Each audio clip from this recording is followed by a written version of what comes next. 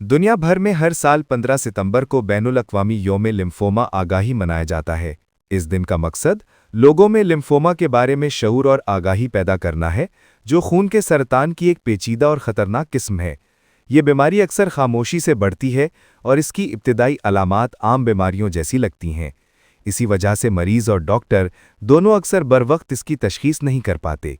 यही वजह है कि इस दिन को मनाने की ज़रूरत पेश आई ताकि अवाम-उन-नास को इस मर्ज़ की संगीनी और इसकी बरवक्त पहचान के फ़वाइद से आगाह किया जा सके।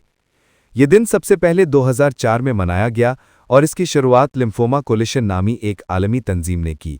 ये तंजीम दुनिया भर के मुख्तलिफ ममालिक में मौजूद मरीज़ों, उनके अहले खाना और माहिरीन सेहत के ग्रुप्स को एक प्लेटफॉर्म पर इकट्ठा करती है ताकि लिम्फोमा के बारे में आगाही, तहकीक और इलाज को फ़रोग़ दिया जा सके।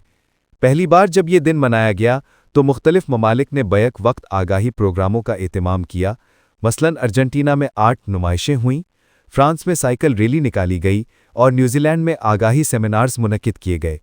यही वो आगाज़ था जिसने इस दिन को एक बैनुल-अक़वामी मुहिम बना दिया। ये सवाल अक्सर जहन में आता है कि 15 सितंबर ही क्यों मुंतखब किया गया।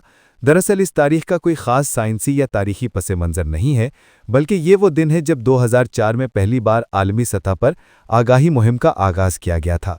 इसी दिन को अलामती तौर पर यादगार बना दिया गया ताकि हर साल दुनिया भर में लोग इस मर्ज़ के बारे में आगाह रहें। लिम्फोमा की दरियाफ्त किसी एक साइंसदान से मंसूब नहीं की जा सकती।